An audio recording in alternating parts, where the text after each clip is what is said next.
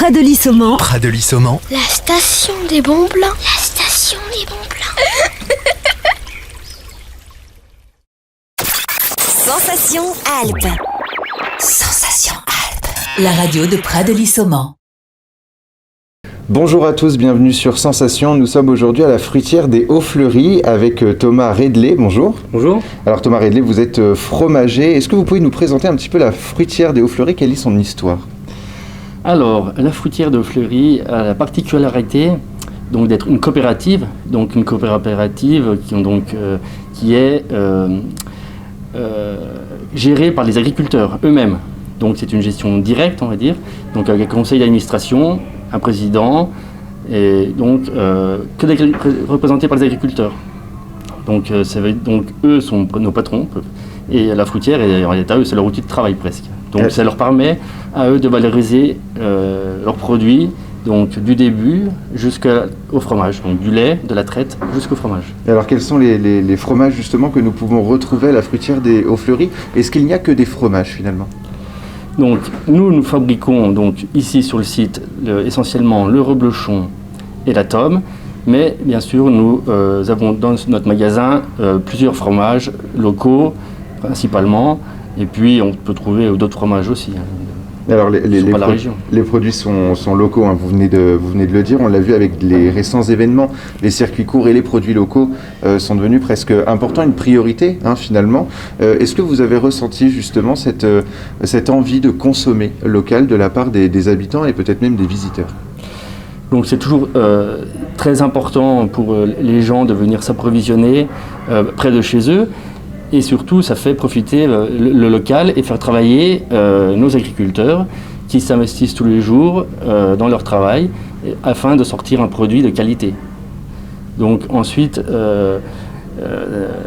c'est la proximité, c'est être près des gens et puis aussi toucher un maximum de personnes. En sachant qu'on est dans un département très touristique.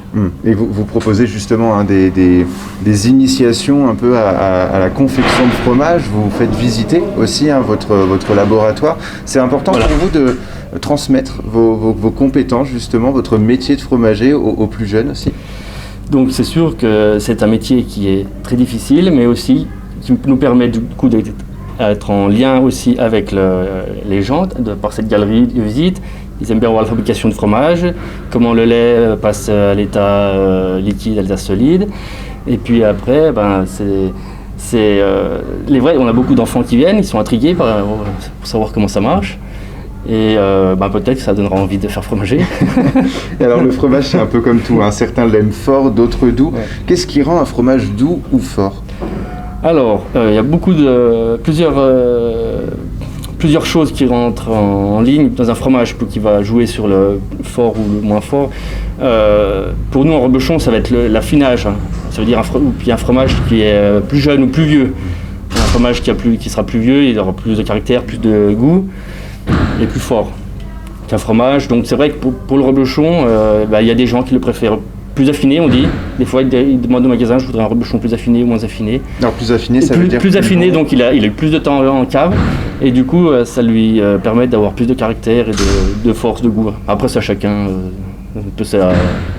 Est-ce qu'il y a une différence de goût ou d'intensité entre le fromage de vache et le fromage de brebis, par exemple? Alors, le fromage de vache est un fromage qui sera un peu plus gras.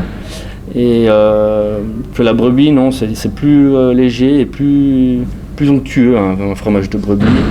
Alors on va parler un petit peu de vous, Thomas. Vous faites partie des commerçants et acteurs locaux. Hein. Qu'est-ce qui vous a amené à devenir fromager? Alors, moi depuis tout petit, je suis dans l'agriculture. J'ai toujours vécu dans un monde agricole et puis j'étais parti pour faire une formation agricole, pour être agriculteur.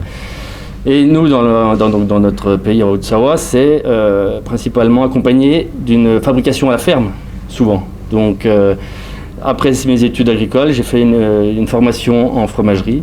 Donc, on a une école à La Roche-sur-Foron, pas très loin. Et j'ai fait 1 an.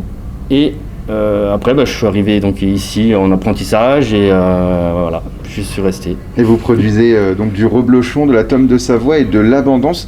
Est-ce que ce sont de véritables spécialités de la région que vous voulez justement faire goûter et faire découvrir aux visiteurs? Alors, ce sont principalement, oui, les fromages locaux, vraiment Savoie, enfin Haute-Savoie même, avec une zone bien définie. Ça veut dire que tout le monde ne peut pas le fabriquer, que ce soit pour le reblochon ou la tome et l'abondance. Donc des cahiers des charges très stricts qu'on doit respecter, ainsi que les producteurs. Voilà. Et c'est ce qui définit bien notre fromage et que c'est notre spécialité, quoi. Est-ce qu'il existe une journée type pour un fromager?